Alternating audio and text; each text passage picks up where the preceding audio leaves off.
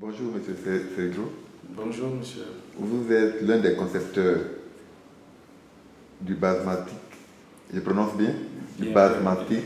Basmastic, bien sûr. Oui, une sorte de composant comparable à du bitume bio. Alors, de quoi s'agit-il exactement?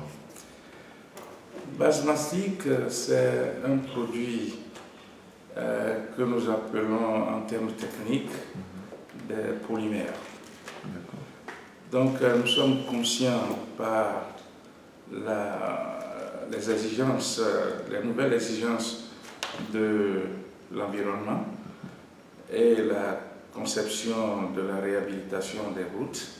Donc, c'est ça qui nous a amenés à aller vers les experts chimistes et des ingénieurs des routes pour quand même concevoir un produit qui sera une alternative au bitume. Donc, c'est ce qui a été fait et que nous l'avons surnommé Basmastic. Alors, il permet de faire les routes comme le goudron, n'est-ce pas? Il permet, suivant les procédures techniques, permet de faire exactement les mêmes choses avec le bitume. Ok. Alors, au niveau de la Côte d'Ivoire, est-ce que vous êtes déjà présent? Oui, nous sommes aussi présents à la Côte d'Ivoire maintenant pour quand même introduire le produit et puis travailler avec le laboratoire pour tester le produit et de sa qualité et voir si possible faire une planche d'essai pour pouvoir convaincre au moins la population à connaître ce que Basmastic peut faire. Alors, mais déjà, vous êtes présent dans certains pays de la sous-région, Bien sûr. n'est-ce pas? Nous sommes déjà présents au Togo, au Ghana, au Mali, le Congo et aussi le Nigeria. Ok, à côté du bitume traditionnel qu'on connaît, quels sont les avantages et bien sûr et les inconvénients du basmatic? Basmastic est lié aux avantages suivants. Ça réduit le temps de construction à 50%. Ça réduit le coût de 30 à 40%. Ça réduit le coût de la maintenance à 50%.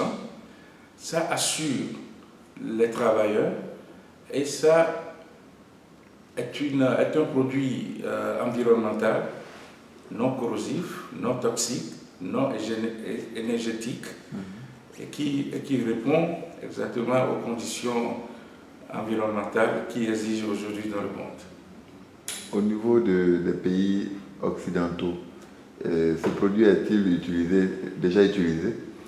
Bien sûr, par exemple chez nous, le produit est déjà utilisé. C'est aux États-Unis? Dans les États-Unis, dans le domaine routier.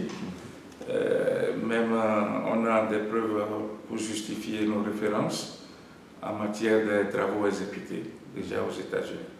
Vous avez décrit tout à l'heure ce produit comme étant vraiment abordable. Alors, on s'interroge, pourquoi il a du mal à décoller dans le monde? Non, ça n'a pas du mal à décoller parce que c'est un produit que, actuellement, une nouvelle technologie que, surtout en Afrique, n'est pas connue. Maintenant, en toute chose, le début de chaque chose est difficile. Surtout, l'Afrique n'est pas si dirigée dans la nouvelle technologie comme suite. Et nous, maintenant, nous sommes habilités à les amener, à venir sur place, à les expliquer et à les démontrer pour les convaincre que voilà, il y a une sorte de technologie qui aussi est valable pour eux, pour utiliser à moindre coût. Et il faut voir surtout le côté économique, le côté environnemental et le côté résistant. Alors, vous disiez tantôt, vous êtes en phase d'installation en Côte d'Ivoire, mais à quand les premières applications? Quand est-ce qu'on pourra voir, toucher du doigt cette réalité ici en Côte d'Ivoire? Nous travaillons efficacement pour quand même aussi chercher les partenaires, pour pouvoir aussi démontrer le produit d'abord et travailler en collaboration avec le laboratoire national LBTP afin d'assurer le peuple que ce produit ait consistance avec la qualité dont nous parlons. Okay. Et de là, on peut commencer à utiliser ce produit pour la réfection des pistes rurales, la réfection, la réhabilitation des routes urbaines, et même les routes nationales aussi, pour contribuer à son renforcement. Généralement, cette phase a duré combien de temps? 5 ans, 2 ans? Ailleurs, ça a duré combien de temps? Non, ailleurs, ça, aussitôt introduit, aussitôt les procédures ont été rapidement acquises. Et puis, ça n'a même pas fait 1 an avant qu'actuellement, ils commencent à l'utiliser. Et ici en Côte d'Ivoire, y a-t-il des difficultés constatées? Ici en Côte d'Ivoire, nous ne trouvons pas encore des difficultés, mais ça va venir bientôt. Ok. Vous parlez tantôt du BTP, du laboratoire. Alors, quels sont vos projets avec les autorités ivoiriennes? Est-ce que vous avez pris des contacts? Oui, on a pris des contacts. Actuellement, nous nous dirigeons premièrement où le besoin se fait sentir, surtout dans les pistes. Actuellement, pour favoriser au moins les fermiers à transporter au moins les produits qui sont faits, laissés au champ, vers la ville, et aussi voir les urbaines à mieux circuler, à décongestionner vos voies qui sont aussi saturées dans les moments de trafic. Alors vous avez certainement dû le constater au niveau d'Abidjan, la voirie est en pleine rénovation. Qu'est-ce que cela vous inspire? Non, c'est plutôt ça nous lance à une compétition aussi serrée que de vite venir pour quand même les aider.